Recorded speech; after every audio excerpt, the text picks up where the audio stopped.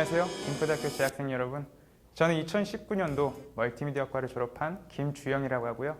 현재는 구초이스 대표이사로 있으며 여러분들께 대학생활 아니면 직장생활 이런 것들에 대해서 좋은 의견 그리고 또 제가 경험했던 것들 나누는 시간 한번 가져보도록 합니다.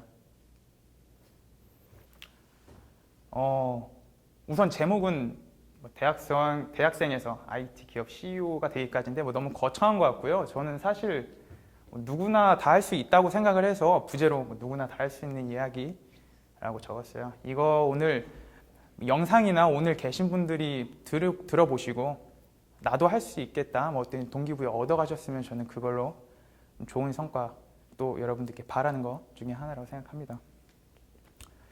간단히 목차는 이렇게 대학생활, 직장생활, 나에 대해서 뭔가 성찰하는 시간 그리고 제가 여러분들께 드리고 싶은 말씀 이런 것들 준비해봤고요.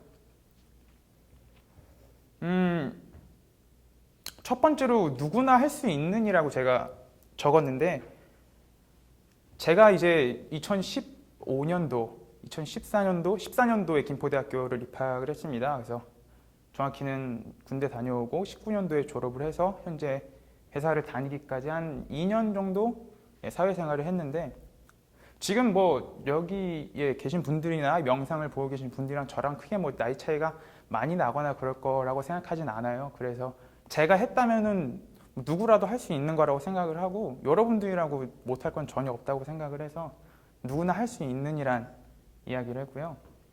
또 제가 좋아하는 격언 중에 하나인데 우리 인생은 우리가 노력한 만큼 가치가 있다라고 합니다.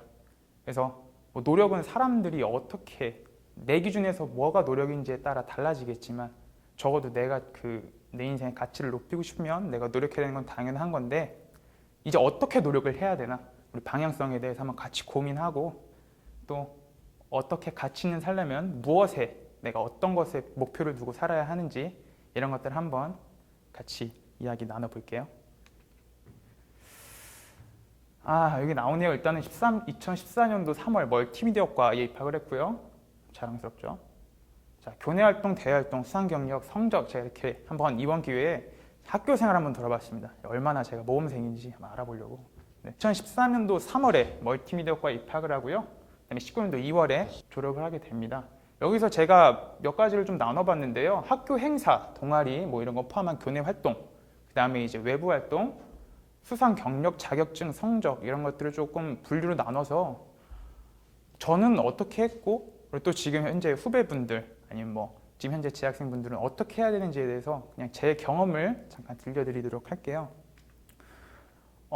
동아리를 포함해서 교내 활동을 한 총 8회 정도 했습니다. 제가 3년제니까 1년에 한 2개에서 3개 정도는 했던 것 같고요. 그다음에 또 대외 활동은 총 16번의 대외 활동을 했습니다. 대외 활동이라고 하면은 공모전이라든지 아니면은 어떤 자격증 시험이라든지 이런 것들을 같이 준비했고요. 수상 경력은 총 5회가 있습니다. 이것도 학교 내에서 이제 경시라든지 시험이라든지 했던 것들, 그다음에 공모전도 여기에 포함이 되고요. 자격증은 제가 학교에서 딴 건 아니고 군대에서 딴 건데 같이 넣었으면 어차피 대학생일 때니까요. 군대에서 딴 자격증이 하나 있고요. 종합적으로 총 성적은 4.5점 만점에 3.44입니다.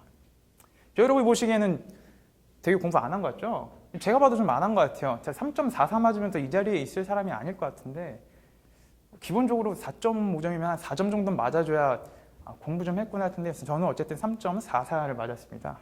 그래서 누구나 할 수 있다고 하는 거예요. 한번 볼게요. 1학년 때는 제가 4.22점을 맞습니다. 0.2점 멀티미디어과에서 이때는 좀 공부한 것 같아요. 이때는 공부한 것 같은데 그 다음에 3.57 군대 가기 전이라서 제가 교수님들 잘 말도 안 듣고 이것저것 하고 싶은 거 하고 이렇게 놀 때라서 3.5점을 기록하고요. 군대 갔다 와서는 4.42를 기록합니다. 이때가 아마 전공수석으로 해서 제가 최초로 교수님한테 칭찬을 들어본 적이 있어요. 딱 이때. 정신 차렸죠? 군대 갔다 와서. 그리고 바로 3.43이 됩니다. 43인가요? 4.42에 3.43이 되는데 아무튼 이렇게 조금 굴곡이 있다가 졸업학기에는 한 2.47을 기록해요. 공부 엄청 안 했죠? 이때는 진짜 간신히 딱 수업만 들었다, 뭐 출석만 했다 할 정도로 2.47의 성적이고요. 아주 조금 나아져서 한 2.56, 2.58을 기록합니다. 제 대학교 생활 성적은 딱히 이렇게 성실하고 모범생이라고 할 정도의 성적은 아닌 것 같아요. 그러면 어떤 것들 했는지 한번 볼게요. 일단은 1학년 때는 대외활동을 하나 했고요. 그 다음에 2학년 때는 교내활동 5개, 대외활동 11개, 그 다음에 수상 뭐 기타 이런 것들이 총 한 4개 정도 했었고, 그 다음에는 뭐 이렇게 조금 더 덜한 활동을 했었는데, 뭐 이렇게 보면 사실은 우리 현재 대학교 친구들이랑 후배들도 크게 어렵지 않게 할 수 있을 것 같아요. 지금 뭐 열심히 하는 친구들 보면은 4점대 성적은 누구나 할 수 있는 거고, 똑같이 뭐 대외활동, 수상 이런 거 열심히 한다면 못할 거 없는 것 같아요. 그러면은 저는 뭐가 달라서 현재 여러분들께 이렇게 얘기를 드리고 할 수 있는지 저도 같이 고민을 해봤는데 잘 모르겠어요. 아무튼 제가 졸업을 하고 현재 지금 보이는, 여러분들 뭐 아실지 모르겠지만 이런 회사들을 다녔습니다. 그리고 뭐 다닌 곳도 있고 학교에서 이제 뭐 여러분들 후배들 친구들한테 이야기를 같이 나눠준 적도 있고, 조금 다양한 경험을 하면서 제가 어쨌든 간에 현재는 이제 굿초이스라는 회사를 설립하게 돼서 투자를 받고 이제 여러분들 앞에서 이렇게 이야기하면서 여러분들에게 어떤 이야기를 들려드릴 수 있을지 한번 고민을 해봤는데요. 성적도 그렇게 높지도 않고 뭐 대활동 특별히 뭐 자격증도 많은 것도 아니고 한데 신기하죠. 근데 제가 한번 대학교 생활을 쭉 돌아봤을 때 이런 게 있는 것 같아요. 1학년은 일단은 새내기라는 거에 조금 기분이 좋죠. 대학교 들어왔으니까 이제 여태까지 수능 공부하고 공부 열심히 하고 고등학교 때 뭐 이제 했던 것들 들어와서 선배들도 막 이제 MT 보내고 OT 보내고 막 이제 뭐 남자 친구들은 이제 남녀공학이었다면, 아니 남고였다면 여자 친구들도 만나고, 똑같이 여자 친구들 남자 친구 만나고, 공부보다는 조금 이제 캠퍼스 라이프를 즐길 1학년입니다. 그래서 새내기 버프라는 게 또 있죠. 그 다음에 일단 이때는 대외 활동보다는 교내 활동을 조금 우선시하게 돼요. 왜냐면은 아는 게 없거든요. 이제 막 대학교 들어왔고 학점이라는 걸 처음 받아보고 교수님이라는 호칭도 처음 써볼 거고, 지금까지 뭐 담임 선생님이 있었지만 이제는 교수님, 그 다음에 이제 성적도 뭐 100점이 있었는데 이제는 뭐 학점 A 플러스 F는 재수강 이제 이런 것들 좀 생소할 때예요. 그리고 마지막으로 1학년은 제가 생각하기에 대학교 3년, 뭐 2년, 4년 막론하고 가장 성적을 좋게 받을 수 있는 시기인 것 같아요.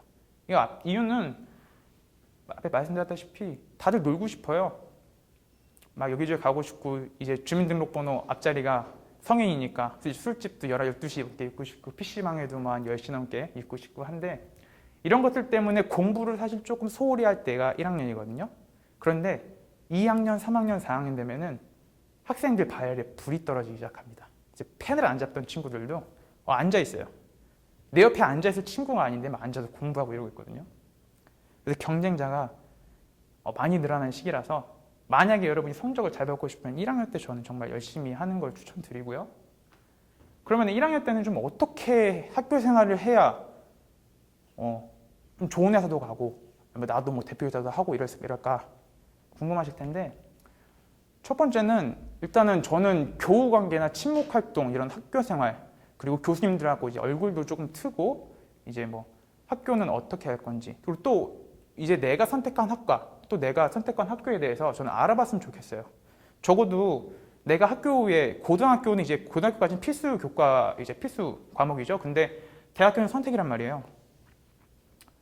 그래서 왔으면 적어도 내 학교에 대해서 어떤 커리큘럼이 있는지, 또 내가 졸업을 하고 어떤 쪽으로 진로를 잡아야 하는지에 대해서 여러분들이 한번 파악하고 내 학교가 어떤 학교인지 조금 알아보는 시간을 가졌으면 좋겠고요. 두 번째로는 이제 공모전, 뭐 대외 활동, 비즈니스, 다방면 이렇게 주고갈 수 있는 뭐 인프라를 구축해라. 이게 말은 좀 어렵게 써놨는데 결론부터 말씀드리면은 친해지세요. 많은 사람들이랑.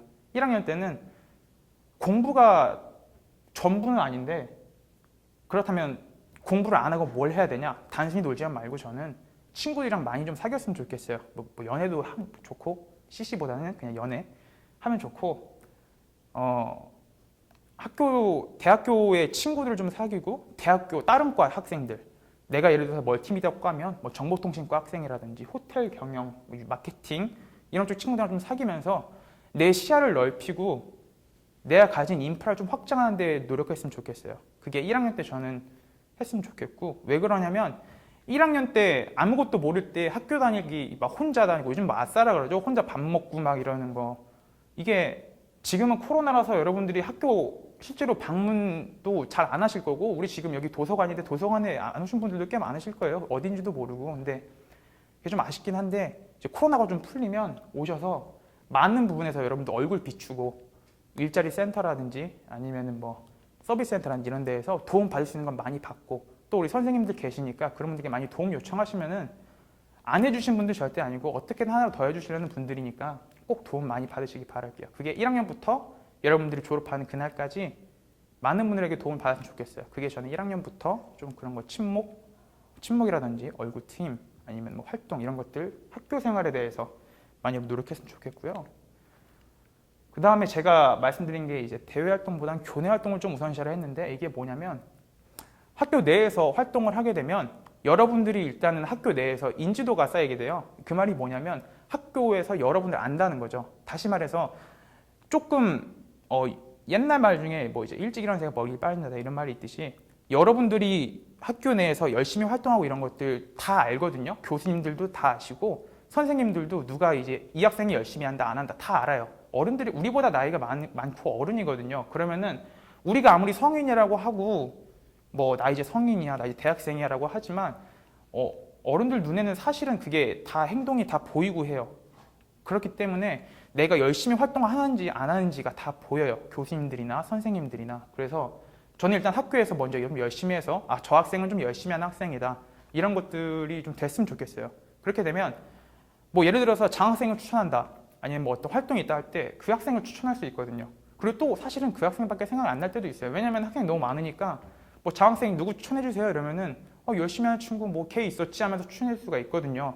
이런 것처럼 여러분들 좀 학교 생활에서 열심히 하고 많이 이런 모습 보여줬으면 좋겠어요. 그것도 대외 활동 말고 그냥 교내 활동. 교내 활동에서 뭐 학교 행사 중에서 어떤 뭐 참여하는 거라든지 이런 특강 참여라든지 이런 것들 참여해서 실제로 이게 도움이 되거나 안 되거나 할지는 모르겠지만 적어도 여러분들이 많이 활동하고 참여한다는 걸 학교에서 알 수 있게, 여러분들이라는 존재를 학교가 좀 알 수 있게, 전 이 정도만 해도 1학년 때 정말 충분하다고 생각합니다. 그리고 고학년의 경우에는 학교 활동보다는 사실은 저는 대외 활동을 좀 추천드리고 싶어요. 이게 뭐 김포대학교뿐만이 아니라 다른 학교도 마찬가지겠지만 학년이 올라갈수록 경쟁자는 더 많아지고 이제 사회에 나가야 될 시기거든요. 그러다 보면은 우리 김포대학교 안에서만 경쟁해서는 절대로 사회에서 이길 수 없습니다. 여러분들이 원하는 삶이 어떤 건지 잘 모르겠지만 적어도 여러분들이 조금 나는 더 좋은 직장, 뭐 많은 연봉, 아니면 뭐 난 어떻게 조금 뭐 외국계 기업이라든지 이런 데서 일하고 싶다 그러면 김포대학교 학생들뿐만 아니라 더 많은 곳에서 학생들이랑 경쟁을 해서 시야를 넓힐 필요가 있습니다. 그래서 고학년 때는 조금 대외 활동 위주로 하고 저학년 때, 1, 2학년 때는 교내 활동에서 하는 걸 추천드려요. 네, 이것도 아까 말씀드린 대로 뭐 호기심, 설렘 이런 것들 때문에 성적 가장 잘 받을 수 있다 이런 얘기고요. 2, 3학년은 아무래도 좀 무거워지죠. 새내기보다. 취업도 해야 되고 뭐 군대 갔다 온 친구들은 약간 뭐 철든다 해가지고 막 이것저것 자격증 듣고 사고 시험도 보고 하는데 이 마음이 사실 오래 가진 않죠. 6개월 갔다 그러면 많이 갔다고도 하는데 어쨌든 다들 이제 조금 현실, 막 취업 이런 것들이 많이 부딪힐 시기라서 학생들이 가장 답답해하고 좀 부담스럽고 막막할 시기예요. 그래서 이때를 어떻게 보내냐에 따라서 사실은 내 앞으로의 진로나 설계가 많이 좌지우지 되는데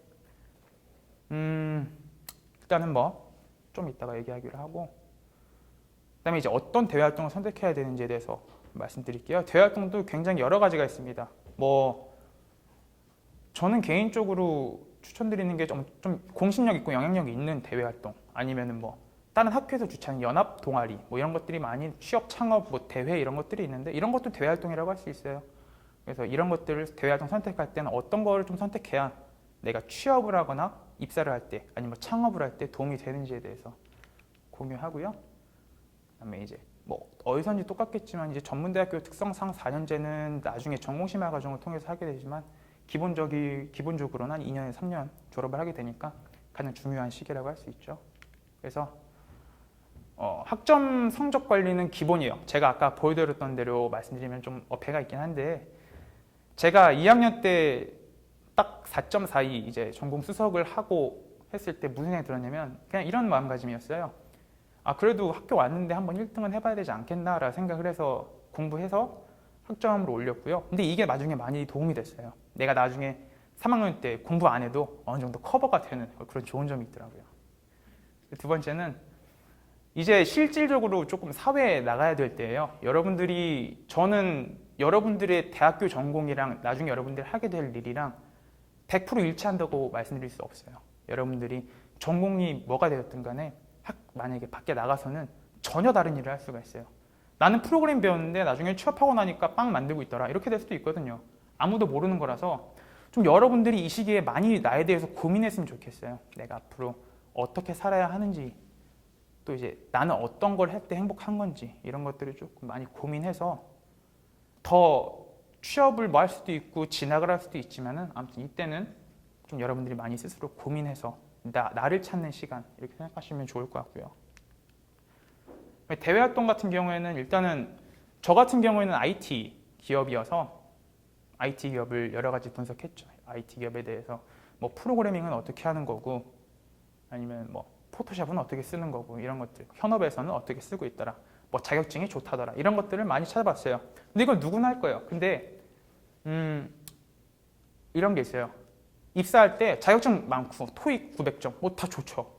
기본적으로 성적이 낮아서 나쁠 건 없고, 뭐 자격증이 많아서도 나쁠 것도 없는데, 제가 여기서 드리고자 하는 업계의 동향 파악이 뭐냐면, 업계에 따라서 다 달라요. IT 업계 다르고, 마케팅, 기획, 또 전략, 아니면은 뭐 완전하게 인문계열, 상경계열, 이런데 경영, 이런 것들이 어디는 자격증이 되게 중요시되는 업계가 있고요. 어디는 또 실무 경험이 되게 중요시되는 그런 업계가 있어요. IT 같은 경우에는 자격증, 대외활동 이런 것보다는 실무, 이 사람이 개발을 얼마나 잘하는지, 이 사람이 얼마나 퍼포먼스를 낼 수 있는지가 관건인 업계였고, 예를 들어서 뭐 사회복지과 같은 경우에는 어떤 공인된 자격증이 있으면 훨씬 우대받고, 아니면 뭐 사회복지사 1급이라든지 아니면 대학원이라든지 이런 식으로 공부를 좀 더 많이 해야 업계에서 조금 더 좋은 곳에 갈 수 있다라든지, 이런 것들 좀 우선 파악해서 여러분들이 2, 3학년 때 나는 진학을 할 건지 취업을 할 건지 명확하게 좀 구분하셨으면 좋겠어요. 이런 것들을 구분하지 않으면 그냥 편의점 가서 알바하는 게 나한테 가장 좋은 커리큘럼이다, 이렇게 될 수밖에 없거든요. 그렇기 때문에 저는 여러분들이 일단은 내가 가고자 하는 업계, 내가 가고자 하는 진로가 뭔지에 대해서 정확하게 분석을 하고, 그거에 대해서 나는 어떤 걸 준비해야 되는지, 이거를 조금 객관적으로 분석했으면 좋겠어요. 저 같은 경우에는 제가 취업하기 전에 내가 가고 싶은 회사들을 몇 개 선별했어요. 그리고 이제 대기업이나 뭐 중견기업이나 비슷하겠지만 채용 공고에는 보통 이제 자격 요건이라는 게 쓰이고요. 이제 우대사항 뭐 이런 것들이 쓰입니다. 자격 요건은 필수로 갖춰야 되는 능력이고, 우대사항 같은 경우에는 있으면 좋은데 없어도 크게 나쁘진 않다, 이런 것들인데, 내가 뭘 준비해야 되는지 모르겠다면 좋은 기업들, 대기업들, 내가 가고 싶은 기업들의 채용 공고를 싹 긁어 모아서 그런 회사들의 자격 요건 한번 살펴보세요. 그러면 좋은 회사에서 내가 하고 싶은 이 직무는 이런 능력들을 필요로 하는구나 라는 게 딱 눈에 보이실 거예요. 그런 몇 가지 패턴들이 있고요. 개발이라고 한다면 C 언어를 잘해야 된다, 뭐 자바를 잘해야 된다, 이런 것들이 기본적으로 깔려 있어요. 이거는 다른 학과도 마찬가지일 거예요. 내가 예를 들어서 마케팅 경영과다. 그럼 마케팅 경영에서는 뭐 구글 애널리틱스를 잘 써야 된다라든지, 트래킹을 잘해야 된다라든지, 아니면 뭐 SQL 능력을 필요로 하다라든지, 이런 것들이 있을 수가 있거든요. 그런 것들을 내가 어떻게 현업에서 잘하는지 모르겠다면 현업에서 인재를 뽑는 그 채용 공고를 한번 살펴보세요. 그 안에 여러분들이 선배들, 그리고 현재 현업자들이 어떤 일을 하고 있고 어떤 능력을 중요시하게 생각하는지가 다 나와 있거든요. 그런 걸 살펴보시는 게 가장 간단하고 확실한 방법이라 생각을 합니다. 그래서 대외활동을 선택해야 되는 거에 있어서 첫 번째는 공신력 있는 대외활동이 저는 가장 좋다고 생각해요. 이게 무슨 말이냐면,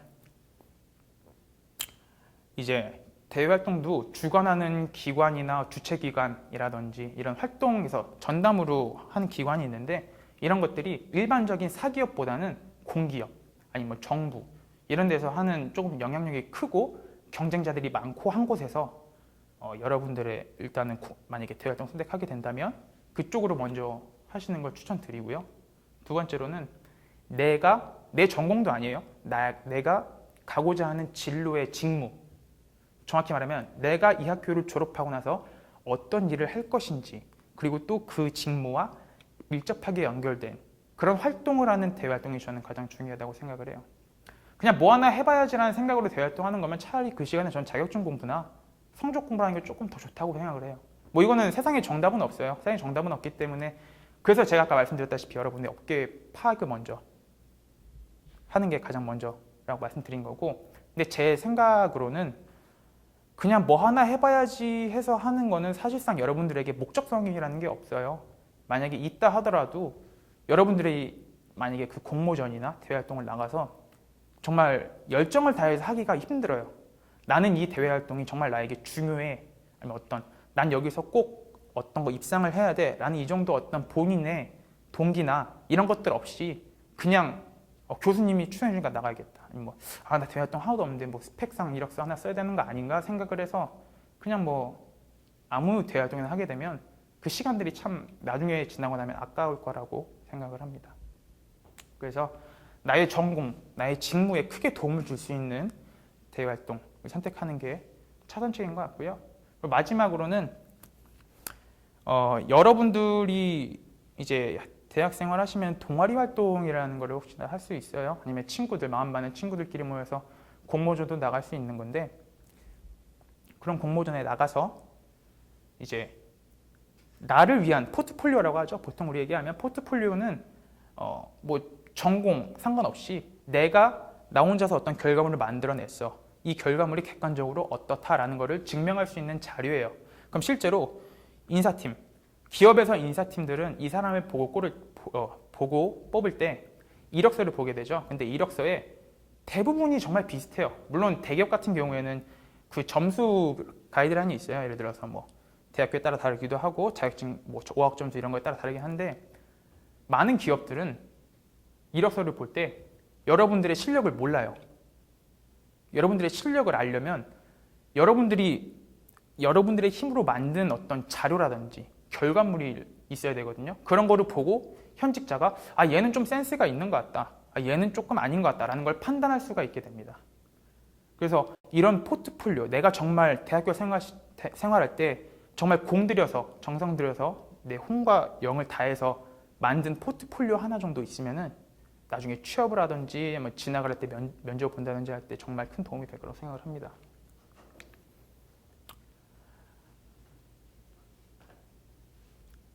나의 진로를 검토하는 활동이라고 썼는데, 저는 조금 더 다르게 말씀드리면 여러분들뿐만 아니라 저도 그랬어요. 저도 대학교 생활할 때 내가 대체 나중에 커서 뭐 해먹고 살아야지 이 생각을 참 많이 했어요. 제가 배운 거라고는 학교에서 컴퓨터 켜고 끄고 셔틀버스 타고 이게 끝이었거든요. 물론 뭐 여러 가지 훌륭하신 교수님들 아래서 배우긴 했는데, 그런 것들을 좀 본인 스스로 저는 성찰했으면 좋겠어요. 그게 여러분들 집에서도 할 수 있고 카페에서 그냥 커피 마시면서 내가 진짜로 나중에 커서 뭘 해야 되지? 라는 생각을 반드시 했으면 좋겠습니다. 그런 거를 한 사람이랑 안 한 사람이랑 깊이가 달라요. 나에 대해서 고민을 하고 내 앞길에 대해서 고민을 해본 사람이면 적어도 내 업계, 내가 하고자 하는 일, 그리고 나는 이건 안 된다고 할 때 그 이유를 댈 수가 있어요. 그냥 막연하게 나 그거 귀찮으니까 안 해. 아니 뭐 그건 어렵대. 뭐 그거는 뭐 좋은 대학교 나와야 되는데, 이런 것들에 대한 그냥 핑계가 아니라 적어도 내가 이 고민을 했으면은 나는 그게 객관적으로 왜 안 돼? 그러면 그 말은 다시 말해서 나에게 부족한 걸 찾을 수 있다는 거거든요. 그럼 내가 부족한 걸 발견하게 되면 부족한 걸 보완하면 돼요. 그럼 갈 수 있거든요. 그게 무엇이 됐든 간에 여러분들이 현재 꿈꾸고 있는 진로라든지 진학이 됐던 간에 어떤 거든 여러분들 스스로 내가 나중에 김포대학교를 졸업하고 나서 어떤 걸 하고 내가 밥을 먹어야 되는지 이런 것들을 좀 진지하게 고민했으면 좋겠습니다. 두 번째는 여러분들이 취업을 한다는 가정하에 객관적으로 내 실력이 나한테 돈 주고 맡길 수 있는 실력인가 한번 고민해 보세요. 내가 예를 들어서 빵을 잘 만들어요. 근데 이거를 지나간 사람들한테 얼마 주고 팔 수 있을까 한번 생각해 보세요. 그래서 이거를 좀 객관적으로 저는 생각했으면 좋겠습니다. 사회는 뭐 대학교도 사회라고 하는데 제가 생각하기에 제가 대학교에서 느꼈던 사회랑 우리가 지금 겪고 있는 직장인들 또는 선생님들, 교수님들의 사회랑은 정말 많이 달라요. 정말 많이 다르고 지옥이라고 하죠. 사회는 전쟁이라고 하고 그런 것들처럼 여러분들의 실력을 좀 객관적으로 평가했으면 좋겠어요. 그냥 단순하게 나는 지금 내 반에서 공부 제일 잘해. 내가 제일 출석 잘해. 이런 걸로 끝나는 게 아니라 내가 만든 영상이나 프로그램 또는 뭐 내가 만든 빵 아니면 뭐 나의 마케팅 분석 능력 이런 것들이 객관적으로 실무자들, 현업자들 사이에서 이게 쓸데가 있는 건지 없는 건지부터 저는 파악했으면 좋겠어요. 여러분들 실력이 낮다는 게 아니라 이런 걸 정확하게 파악을 해야 내 진로 내가 취업할 때 명확하게 갈 수 있어요. 예를 들어서 나는 빵 만들 실력이 정말 없어요. 그래서 내가 보기엔 난 이거 내 돈 주고도 내가 만들면 못 먹겠어. 이러면 사실은 힘들거든요. 물론 할 수는 있어요. 열정 가지고 노력 가지고 매일 밤새서 빵 만들면야 뭐 못 먹을 게 어디 있겠어요. 그런데 많이 힘들어요. 그렇기 때문에 저는 여러분들의 실력을 조금 객관적으로 검증하는 시간 이런 걸 좀 가졌으면 좋겠어요. 이런 것들은 친구들 될 수도 있고 가족들이 될 수도 있고 실제로 엄마 내가 이 일을 했을 때 나는 현업에서 얼마 정도 통할까? 이 질문 딱 하나만 하시면은 부모님이 말씀해 줄 수도 있고요. 친구들이 말할 수도 있고요. 교수님들 말씀해 줄 수 있어요. 그런 것들처럼 내 실력을 실제로 한번 검증받는 시간을 꼭 한번 가져봤으면 좋겠습니다.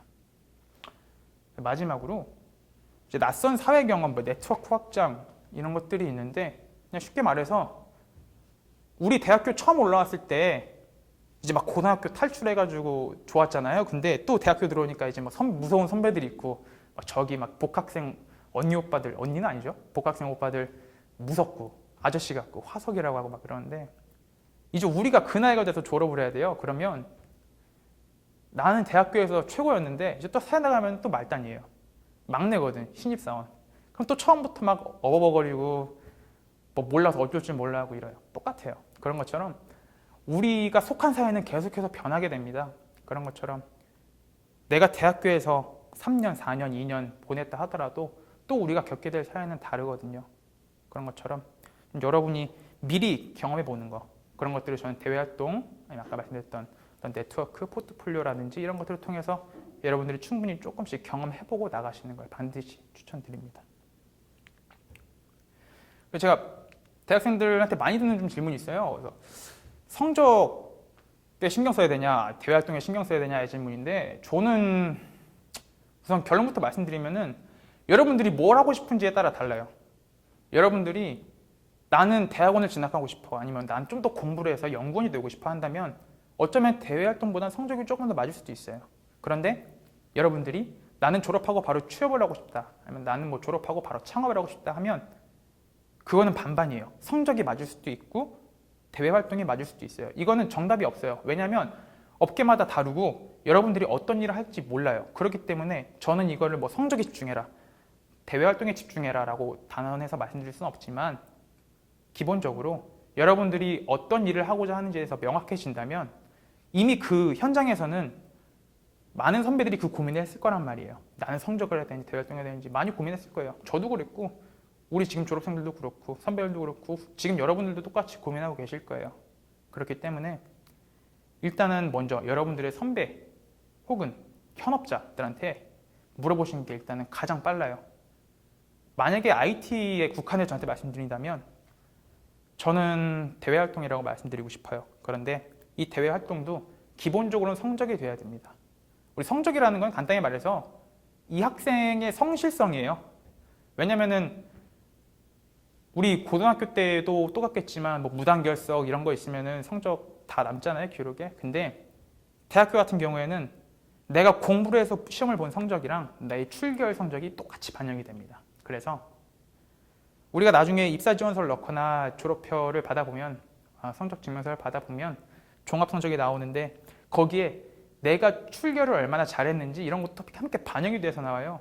그렇다면 결과적으로 성적은 학교를 얼마나 열심히 다녔냐가 중요한 게 아니라 이 학생이 얼마나 성실한가를 판단하는 척도가 되거든요. 그렇기 때문에 성적은 기본적으로 높으면 높을수록 그냥 무조건 좋아요.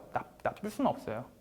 만약에 성적만 만점에다가 대외활동 아무것도 없다 이러면은 뭐 공부만 정말 열심히 한 학생이구나 생각할 수 있겠는데, 적어도 그 학생이 뭐 다른 길로 새지는 않았구나라고 판단할 수 있듯이 이 성적은 우리가 학생의 성적, 즉 성실성을 평가할 수 있는 기본 지표이기 때문에 가장 기본이 된다라고 말씀드리고 싶고요. 대외 활동할 여력이 안 된다 그러면 굳이 안 하셔도 돼요. 굳이 뭐 이렇게 대외 활동에 목숨 걸고 그럴 필요 없습니다. 어차피 대외 활동도 여러분들의 앞으로 진로를 향한 어떤 그런 많은 관문 중에 하나일 뿐이고 굳이 하지 않는다고 해서 여러분 취업 못하고 하는 거 아니에요. 그렇기 때문에 대외 활동 때문에 성적을 포기했다. 이건 사실상 변명이 되기 힘들어요. 그래서 기본적으로 성적을 먼저 갖추신 다음에 내가 여력이 될 때 대외 활동하는 걸 추천드리고, 저 같은 경우에는 이제 말년 3학년 때 한 2점 몇 받았어요. 성적 2점 받고 이제 대외 활동을 엄청 했죠. 그때 교수님한테 많이 혼나는데 저 같은 경우에는 딱 명확했어요. 나는 성적보다 이 대외 활동이 내 앞으로의 인생에, 내 앞으로의 미래 진로에 정말 도움이 될 것 같다라고 생각을 해서 교수님한테 말씀드리고, 그 다음에 저는 대외 활동을 했고, 그리고 3학년 때 창업을 하게 됩니다.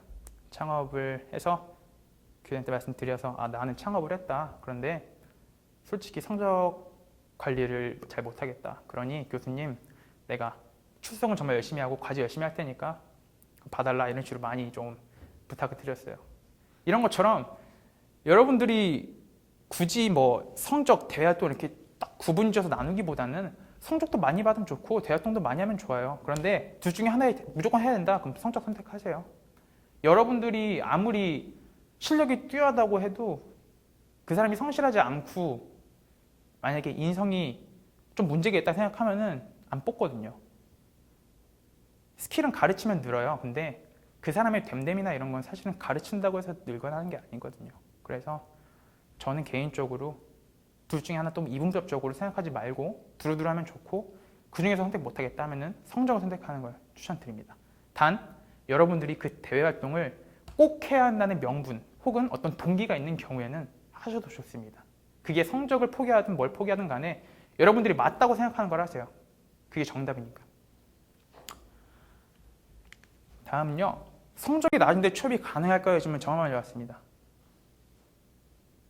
본인도 약간 뜨끔하겠죠? 이거 질문하면서 나 성적 낮은데 좀 좋은 데 갈 수 있나 생각 물어보겠죠? 근데 제가 어떻게 답변했냐면요, 말씀드렸네요. 성실성을 판단하는 기준이고, 그렇다면 이제 취업을 한다는 가정하에 말씀드릴게요. 내가 지원을 했어. 내가 김포대학교 뭐 도서관 사서로 제가 지원을 했습니다. 근데 막 흑점이 1.2야. 얘는 학교를 다닌 건가 안 다닌 건가 싶어. 자, 그러면 그래서 우여곡절 끝에 면접을 보러 옵니다. 당신 왜 학점이 1.2점이에요? 라고 물어봤을 때 여러분들이 뭐라 대답할 수 있으세요? 저는 그거에 대해서 여러분들이 답변할 수 있으면은 성적 낮아도 된다고 생각해요. 근데 이 답변이라는 게 제가 학교 가기 싫어서요, 이런 거면 사실 그건 답변이 아니죠.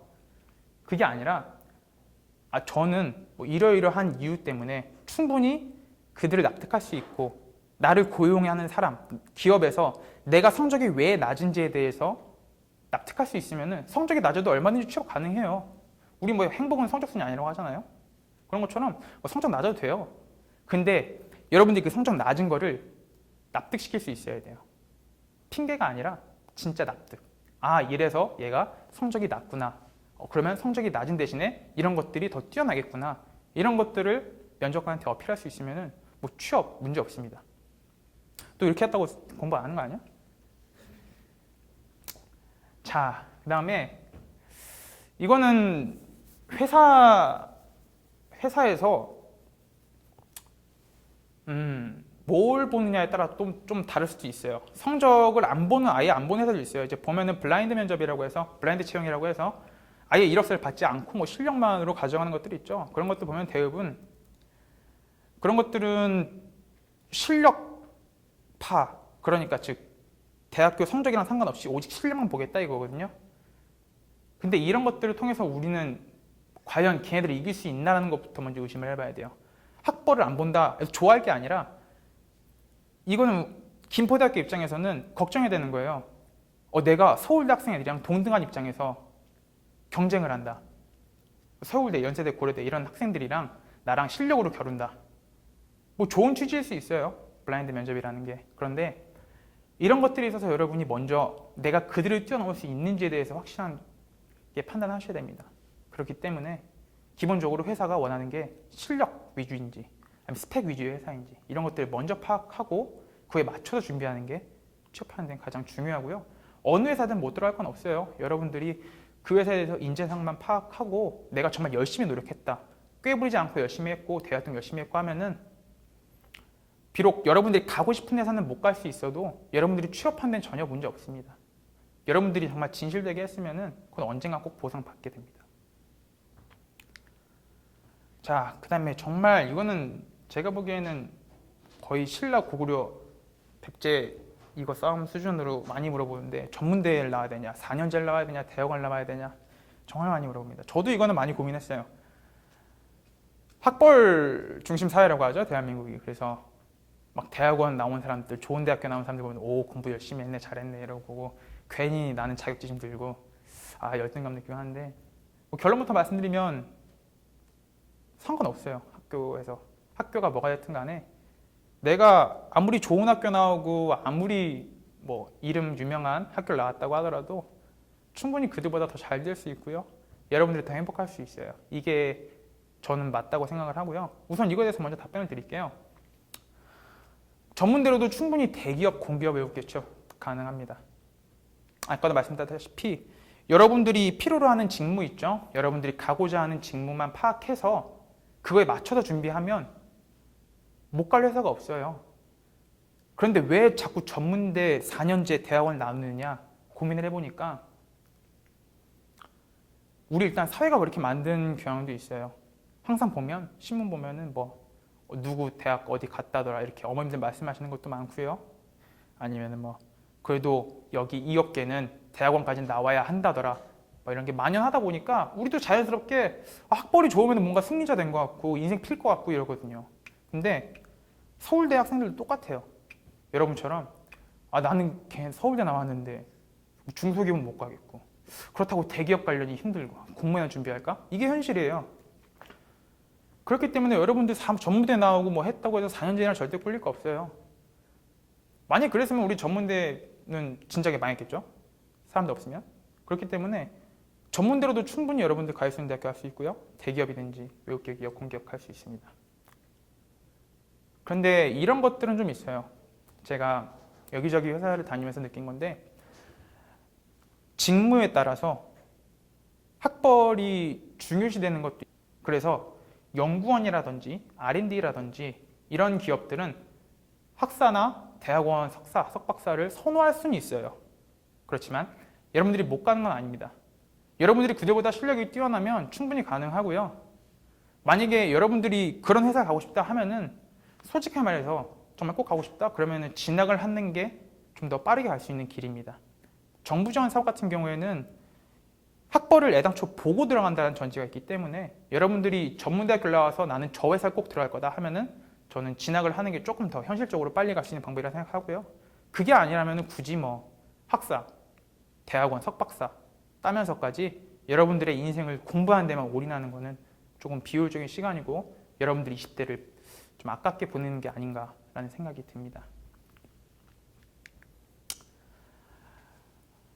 뭐 대학교 생활은 이 정도로 마무리할게요. 왜냐면은 뭐 저희가 멀티미디어과 출신이기 때문에 사실 다른 과를 잘 아는 것도 아니고 또 세상에 정답은 없기 때문에 제가 뭐 이랬다 저랬다 한다고 하더라도 아닐 수도 있어요. 여러분이 생각하는 게 정답이고 여러분이 만족하는 게 정답이기 때문에 대학교 생활은 뭐 오빠도 있고 친오빠라든지 뭐 누나, 형들한테 많이 들을 수 있으니까 이 정도로 하고요. 저는 많이 고민했었어요. 이게 예전에 한번 동국대학교랑 서울대학교에서 강연을 했던 적이 있는데 그때 제가 느낀 게 서울대라고 해서 애들이 이렇게 다른 게 아니구나 정말 많이 느꼈어요. 이게 어차피 20대는 똑같아요. 서울대학생 20대든 김포대학교 20대든 20대는 똑같고요. 그들이 하는 고민은 다 고만고만합니다.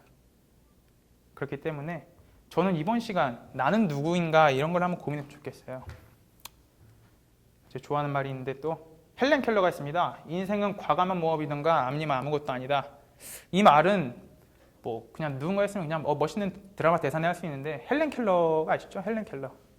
그분이 참 그런 신체적인 어떤 장애를 극복하고 노벨상까지 수여받으면서 대단한 일을 하신 분이니까 이게 또 감명 있게 들리는 말일 수 있는데 여러분들 20대에 가장 제가 할 수 있는 특권이라고 생각하는 건 20대는 도전할 수 있어요.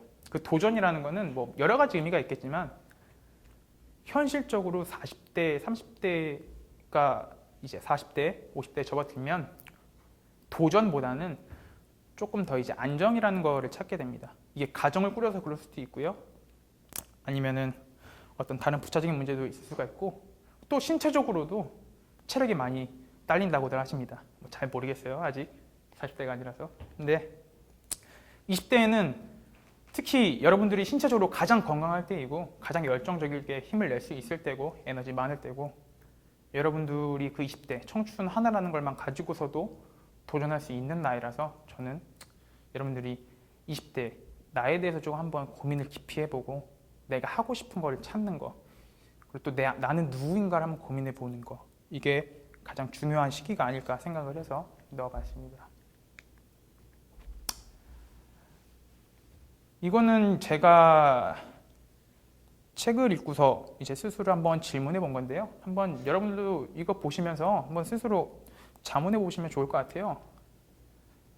나는 정말 나를 잘 알고 있는가에 대해서 나는 어떤 일에 대부분 시간을 보내고 있는가? 무엇에 대해서 계속 생각하는가? 어떤 간섭도 받지 않고 하고 싶은 일은 뭔가? 사람들에게 내가 어떻게 기억되기를 바라는가? 그리고 나의 공간을 무엇으로 채우고 싶은가? 이제 레버리지라는 책에서 나온 내용인데요.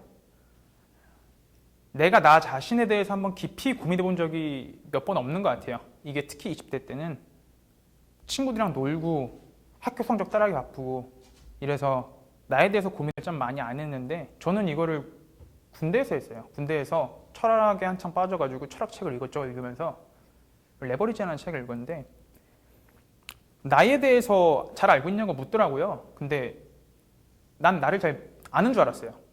뭐 누구나 그렇겠죠. 자기 자신 자기가 제일 잘한다고. 근데 조금만 바꿔 생각하면은 난 날 잘 모르고 있지 않나라는 생각이 들거든요. 그렇기 때문에 지금 여러분들이 하는 고민들에 대해서 쉽게 답이 내려지지 않는 걸 수도 있어요. 그래서 이런 질문들을 스스로 한번 자문해 보시고 나에 대해서 한번 찾는 것 20대에 가장 저는 해야 될 일이라고 생각을 합니다.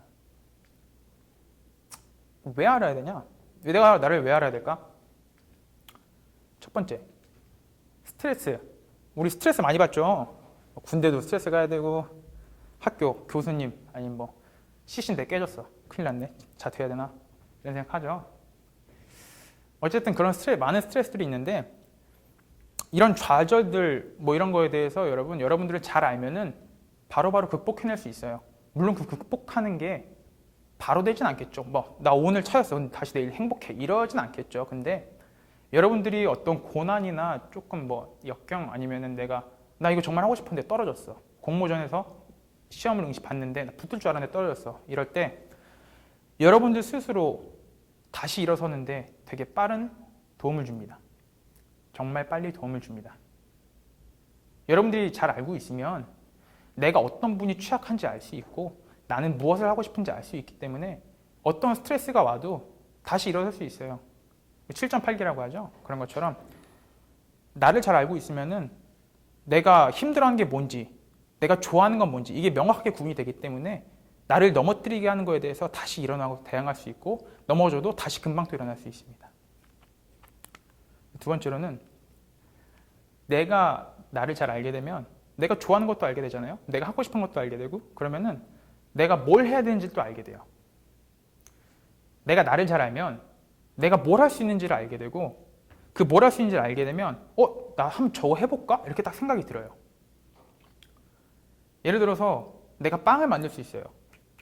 빵 먹고 싶은 거 아니에요? 배고 빵 얘기해서 빵 먹고 싶은 건 줄 알았는데 빵을 만들어요. 근데 오늘은 단팥빵을 만들었어. 좀 이따가 단팥빵을 잘 만드는데 그러면은 난 이미 단팥빵을 잘 만들잖아요.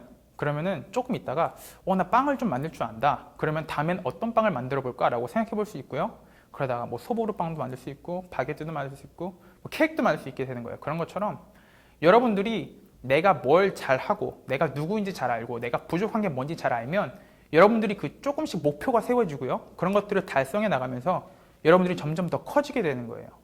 그러니까 성공은 한순간에 로또 맞은 것처럼 딱 되지 않아요. 물론 로또 맞으면야 당연히 뭐 좋죠. 근데 그건 사실상 운이잖아요. 100% 운에 맡기는 거잖아요. 내가 노력하고 투자하는 거라고는 5천 원. 그리고 토요일 날 아침에 눈 뜨자마자 로또 번호 확인하기. 딱 이 두 가지 노력인데 이런 것들 말고 여러분들이 실제로 내가 나를 잘 알게 되면 내가 노력해서 내가 내 땀 흘리고 공부하고 노력해서 얻은 결과물로 여러분들의 성취감을 얻게 되고 더 발전할 수 있는 힘을 얻게 됩니다. 그리고 이런 것들이 쌓여가다 보면 뭐 대표이사도 될 수 있고요. 뭐 누구든지 될 수 있습니다. 그리고 이거는 뭐 많은 분들이 또 강조하셨어요. 저 말고도 이제 많은 여러분들께서 많이 강조하셨는데 동기부여가 참 중요합니다. 여러분, 동기부여.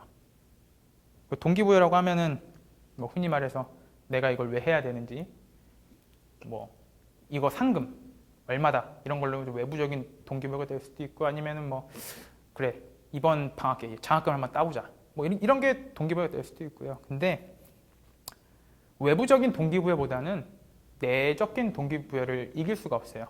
외적인 동기부여는 내적 동기부여를 이길 수가 없습니다. 왜 그러냐면 내가 하고 싶은 거고 내가 원해서 하는 거랑 저거 하면 저거 준대. 이거는 다른 거거든요. 그러니까 내가 원해서 움직이는 거랑 남이 시켜서 움직이는 거랑 똑같다고 생각하시면 될 것 같아요. 물론 외적인 동기부여도 나한테 많은 도움이 될 수 있어요. 내가 예를 들어서 이번 성적을 잘 받으면 엄마가 새우깡을 사준다고 했다. 그러면 열심히 공부할 수 있죠. 과자 먹고 싶으니까. 근데 이런 것보다는 나는 이번 학기에 장학금을 받을래. 왜냐하면 이러한 이유 때문이야. 그러면 내가 넘어지고 안 되더라도 다음에 또 도전할 수 있어요. 왜냐하면 그건 내가 하고 싶은 일이거든요. 그렇기 때문에 내가 무슨 수를 써서라도 할 수 있게 되고 하고 싶게 돼요. 그럼 만약에 그걸 달성하게 되면 또 다른 목표가 생기고요. 이거는 학교 생활뿐만 아니라 우리가 직장 생활을 하든 어떤 생활을 하든 간에 내가 내적 동기부여가 없으면 내가 발전할 수가 없게 됩니다. 내가 맡은 자리에서 뭐 문서 작성하고 수정하고 타이핑하고 할 수 있어요. 근데 이렇게 사무적인 일을 하다 보면 행복하지가 않습니다.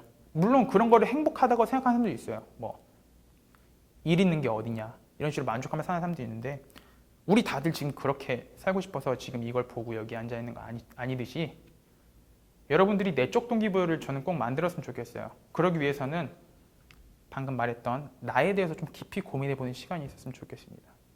내가 좋아하는 건 뭔지, 내가 하고 싶은 건 뭔지, 왜 못하고 있는지, 왜 안 하고 있고, 안 하고 있다면은 왜 안 하는지 이런 것들을 좀 고민해서 여러분들한테 앞으로 100세 시대가 넘게 열렸잖아요. 그런 것처럼 여러분들이 인생을 결정짓게 정말 작은 고민일 수도 있는데 그게 앞으로 100년 넘게 살면서 여러분들이 한평생을 짊어지게 될 수도 있습니다. 그래서 반드시 꼭 여러분들이 나를 좀 잘 알고 나에 대해서 고민하는 시간을 가졌으면 좋겠습니다.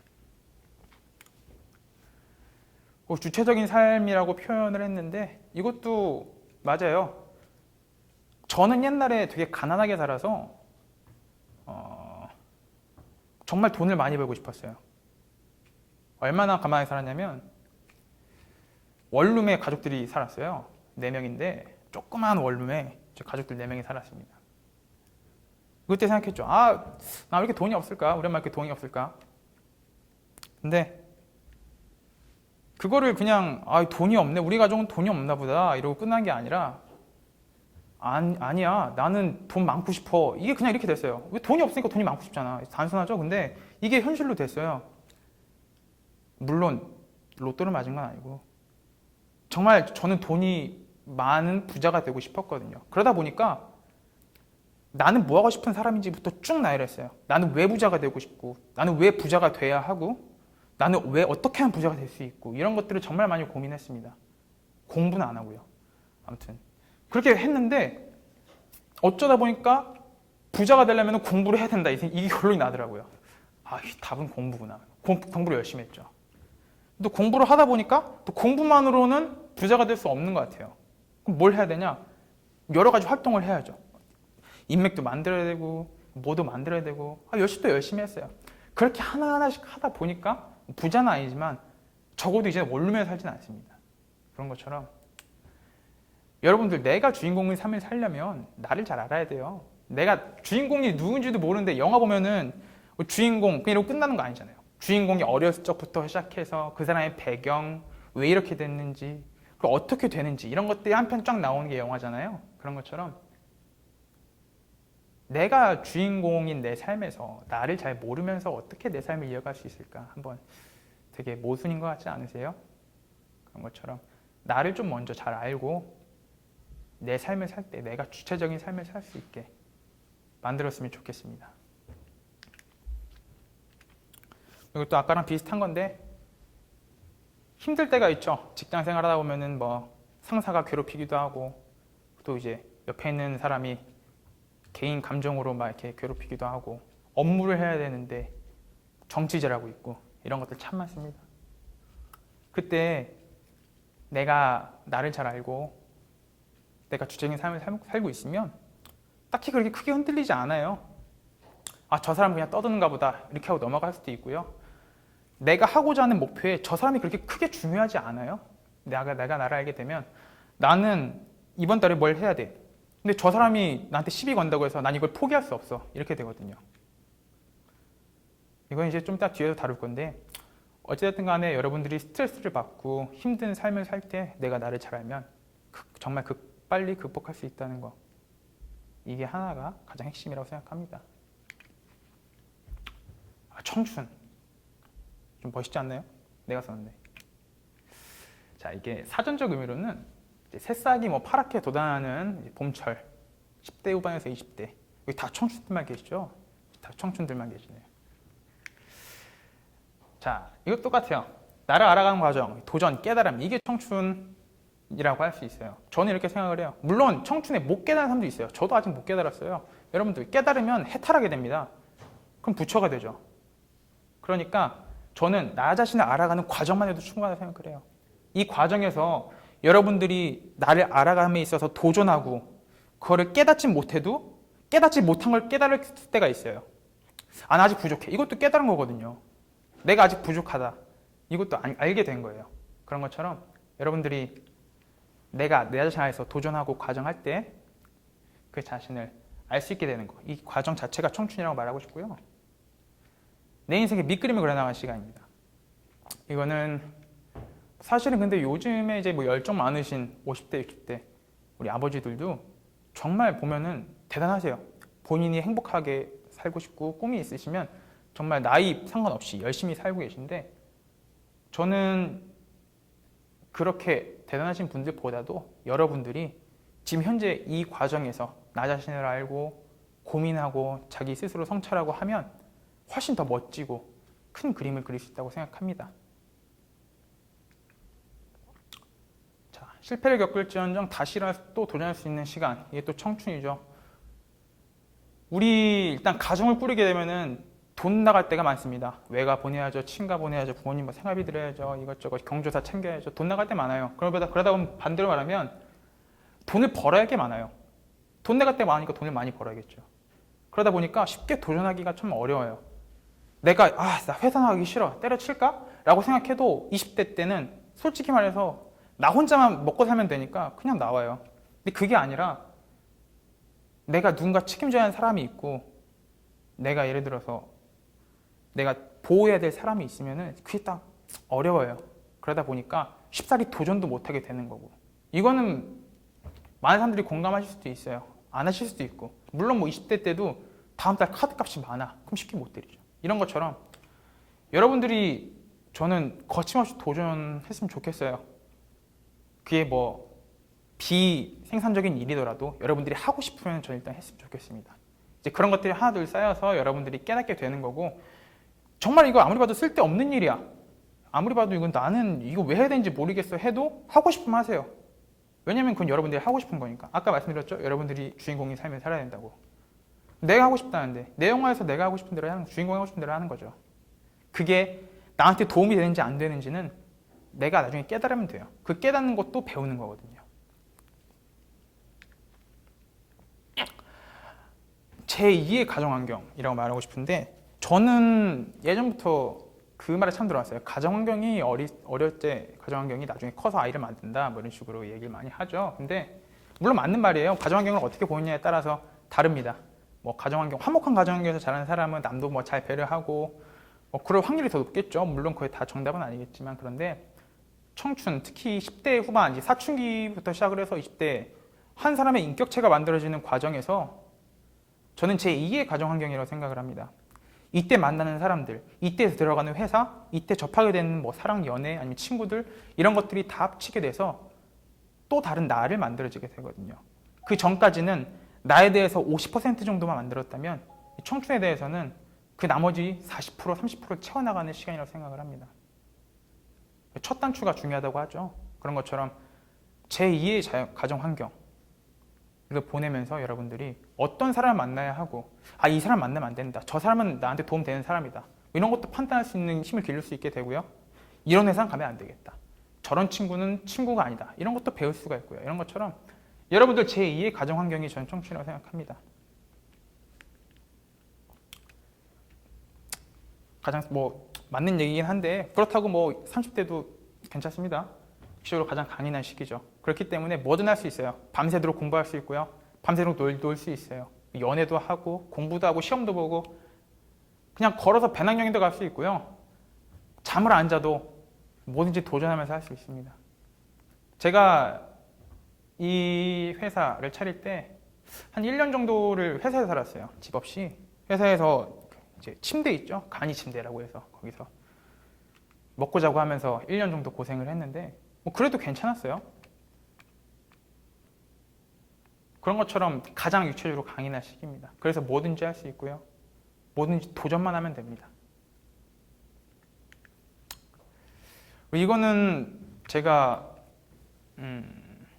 느낀 것들, 그래서 우리가 가져야 할 것과 버려야 할 것을 좀 나눠봤는데요. 이거는 정답은 아니에요. 여러분들이 어떤 가치를 가지고 사느냐에 따라서 다 다르겠지만, 일단 첫 번째로 가져야 할 거에 대해서는 내적 동기부여, 꿈이라든지 목표라든지 명예. 보면은 꿈 얘기하면은 꼭 싫어하는 사람들이 있어요. 무슨 지금 대한민국 현실의 꿈을 외치느냐라고 하는데, 뭐 꿈이라고 해서 거창한 꿈을 얘기하는 게 아니라요. 내가 바라고 내가 하고 싶은 거, 그거를 꿈꾸는 게 꿈이에요. 우리 맨날 잠자면 꿈꾸잖아요. 그런 것처럼 내가 하고 싶은 게 있어. 그게 꿈입니다. 그런 걸 저는 가졌으면 좋겠어요. 우리 그런 거 없이 살아가는 20대 친구들이 정말 많거든요. 뭘 해야 될지도 모르겠고, 뭐 하고 싶은지도 모르겠고, 근데 나중에 졸업하고 나면은 무슨 일을 해서 먹고 살아야 되는지, 그냥 일단 알바하면서 돈 모았다가 유학 갔다가 여행 갔다가, 그리고 뭐 시집 가거나 군대 가거나 갔다 와서는 또 뭐냐 아무 데나 취업해서 살아야지, 이렇게 생각하는 데 정말 많거든요. 이런 거를 뭐 그 사람의 인생 뒤에 존중해 줄 수는 있습니다만, 그렇게 살지 않았으면 해요. 아깝잖아요. 너무 아름다운 나이에. 그런 것처럼 내적인 동기부여를 꼭 저는 가졌으면 좋겠고요. 자신감이죠. 할 수 있다는 자신감. 내가 나를 안 믿는데 누가 나를 믿겠습니까? 그런 것처럼 일단 저부터 믿으세요. 그러니까 저 말고 나를 믿으세요.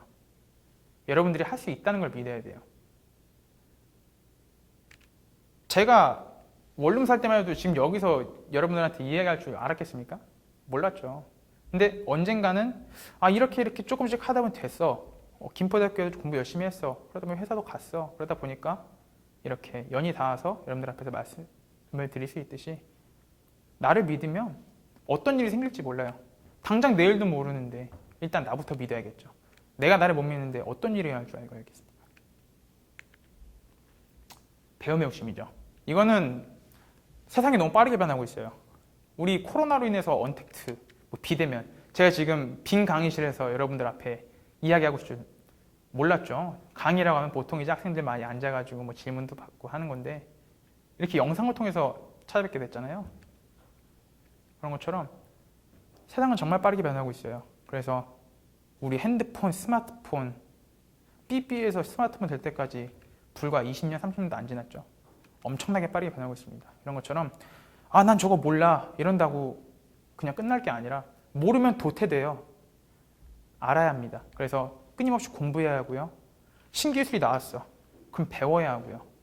이런 것들이 어떤 직종에 대해서 끝나는 게 아니라 모든 그게 직업 불문하고 새로운 거 있으면 항상 배워야 합니다.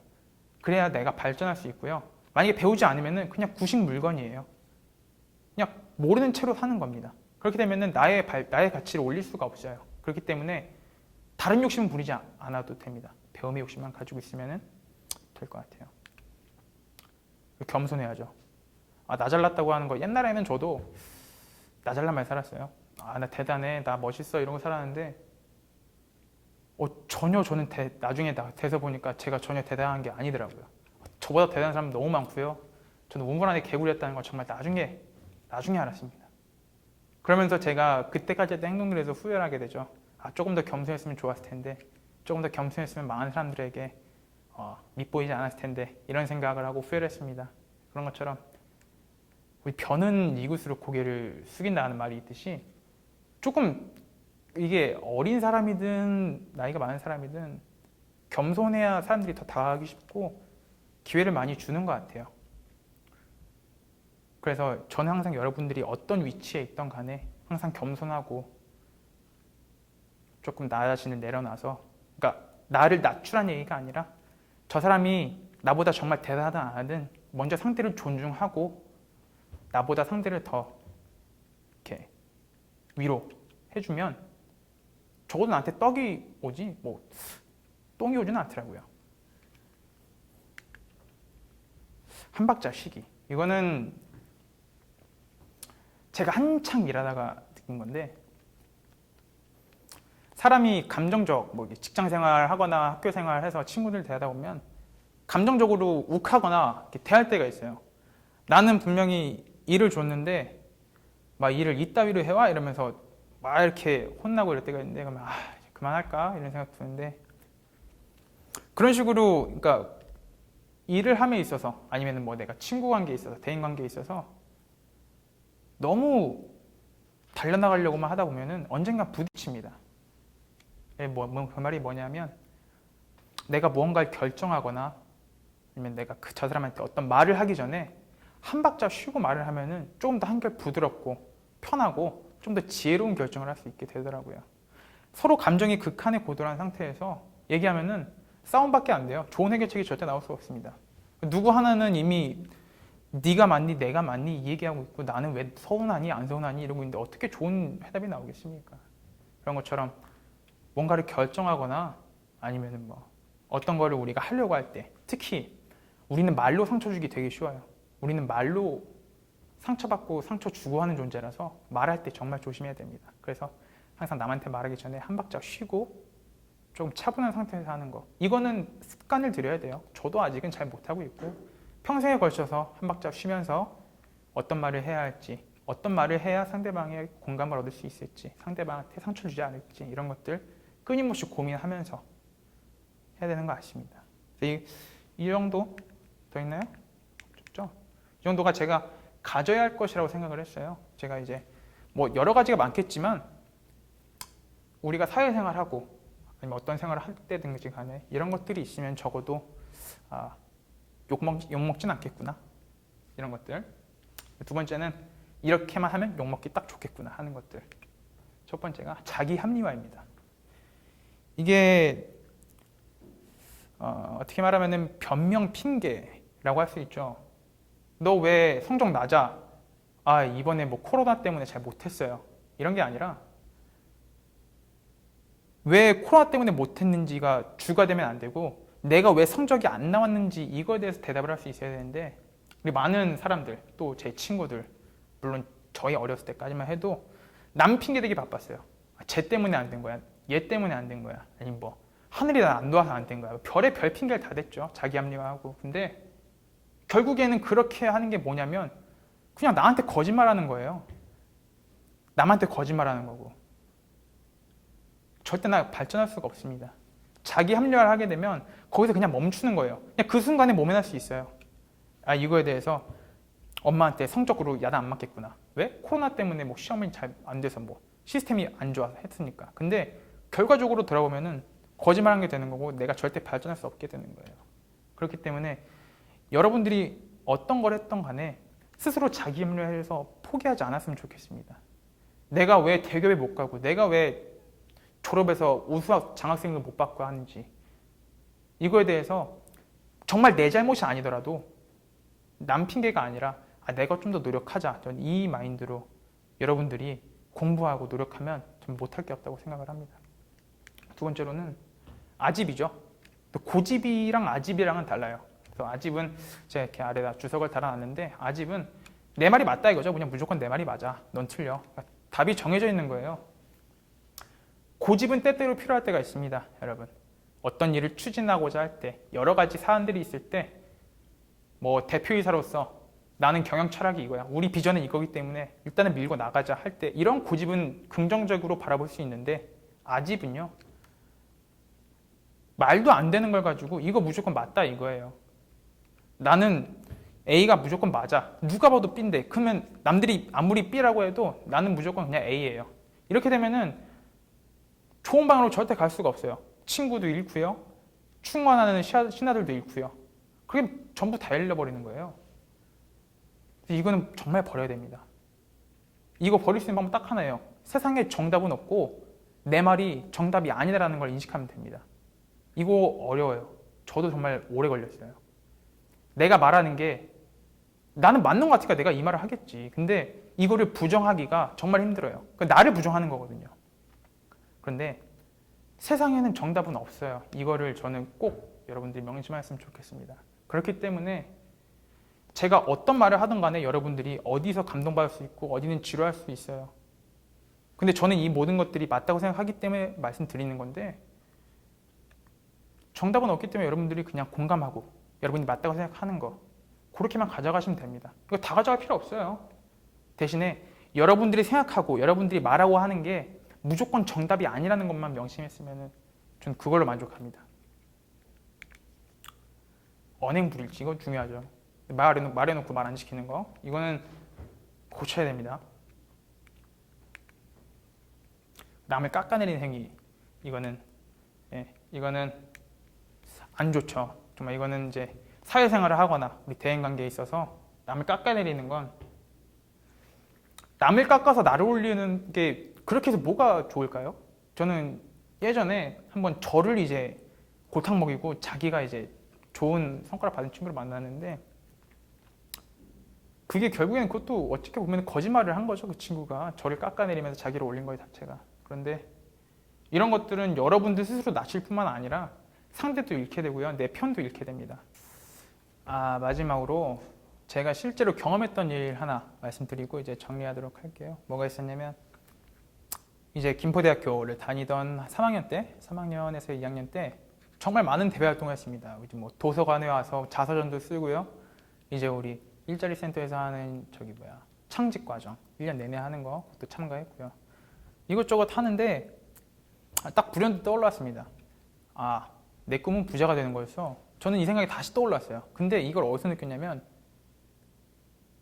저는 좀 신기하게도 김밥 파는 걸 보고 느꼈어요. 여러분들 김밥 한 줄에 한 1,500원 하죠? 네, 김밥 한 줄 1,500원 그 옆에 주방 이모 구합니다 이렇게 써 있는 거예요. 그래서 저거 보면서 알바나 할까 생각했는데 야 김밥 하나 1,000원 팔아서 대체 얼마를 남기고 어떻게 운영할까 생각이 딱 들더라고요.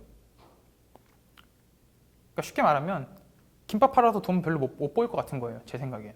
그러면 나 뭘 팔아야 될까 이 생각이 든 거예요. 누가 팔려고 하지도 않았는데 그냥 그 생각이 든 거예요. 그래서 부랴부랴 저는 이제 동대문시장, 남대문시장을 돌아다니면서 뭘 팔 게 있나? 누가 산다고 하지도 않았는데 뭘 팔 게 있나 찾아 돌아다녔어요. 그때 이제 어떻게 제가 대외 활동할 때 같이 알게 된 형을 만나서 야, 우리 한번 이제 너 쇼핑몰 코딩할 줄 아니까 쇼핑몰 하나 만들어 보자 이렇게 된 거예요. 그러다 보니까 아 그래 그러면 그 쇼핑몰 좋아 뭘 팔 건데 모르겠잖아요. 그래서 그냥 또 돌아다녔어요.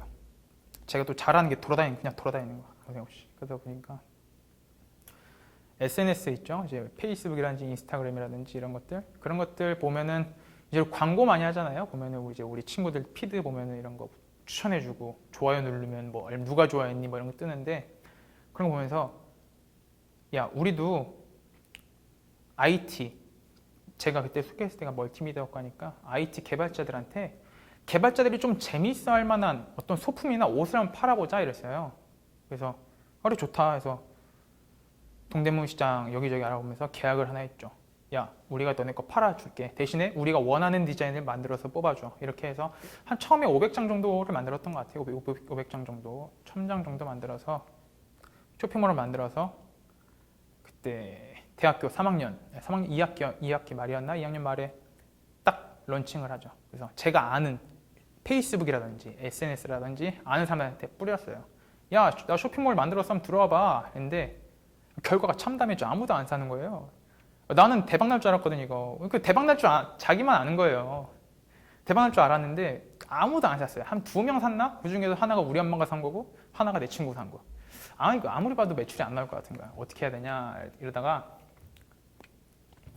제가 그때 당시에 프리랜서로 이런저런 일을 하고 있었는데 하나 제안이 들어옵니다. 야 너 쇼핑몰 가지고서 네 일 하면서 우리 일 도와줘 이렇게 제안이 들어온 거예요. 그래서 난 좋다. 쇼핑몰 하면서 하면 좋지. 그래서 그쪽에서 일을 하게 됩니다. 일을 하는데 이게 제가 원하는 일이 아니었어요. 그 일 자체가. 그러니까 저는 뭔가를 만들고 싶고 아니면 뭐 내가 어떤 걸 이렇게 조립한다거나 하고 싶은데 그거는 그냥 단순하게 문서 업무, 기획, 설계 이런 게 아니라 그냥 단순한 업무였어요. 그러다 보니까 행복하지가 않았죠. 그래서 아무리 나한테 돈을 얼마를 준다고 해도 나는 그게 내가 좋아하는 일이 아니니까 금방 나와서 저는 그 쇼핑몰 다시 운영하기로 했고요. 쇼핑몰 운영하면서 얻은 노하우를 가지고 이제 또 지인에게 찾아가서 얘기를 합니다. 우리 같이 사업 한번 해보자. 나한테 괜찮은 아이템이 하나 있다. 이거를 투자받기 위해서 정말 많이 돌아다녔어요. 투자를 받으려고 여기저기 돌아다니다가 어떻게 딱 한 명한테 아 그래 괜찮다 한번 해보자 해서 시작을 하게 됐죠. 그때 같이 했던 게 제가 지금 현재 존재하고 있는 구초이스라는 회사와 같이 하고 있는 또 로아라는 회사인데 그 회사에서도 저는 제가 좋아하는 일만 했어요.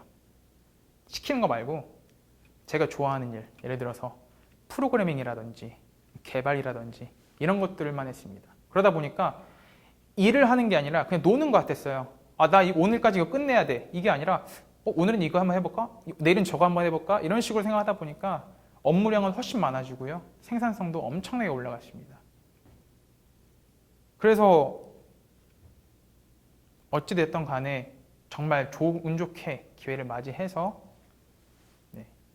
이제 상장을 하게 되고 그걸로 인해서 또 투자를 받아서 현재 구초이스가 탄생하게 되었는데요. 결론부터 말씀드리면 여러분 좋아하는 일 하세요.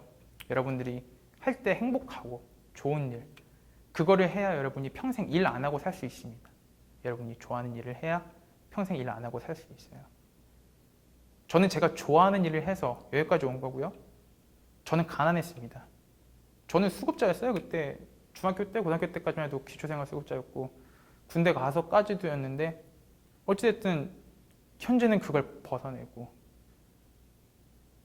새로운 곳에서 여러분들한테 이렇게 이야기 들려드리고 있는 것처럼 여러분들이 좋아하는 일 하시면은 어떤 존재가 될지 모릅니다. 여러분이 생각하는 것 그 이상으로 될 수가 있어요. 오늘 여기까지 하고요. 다음에는 저 다음으로 더 멋진 후배분이 오셔서 이야기해 주실 DP 알아보겠습니다. 감사합니다.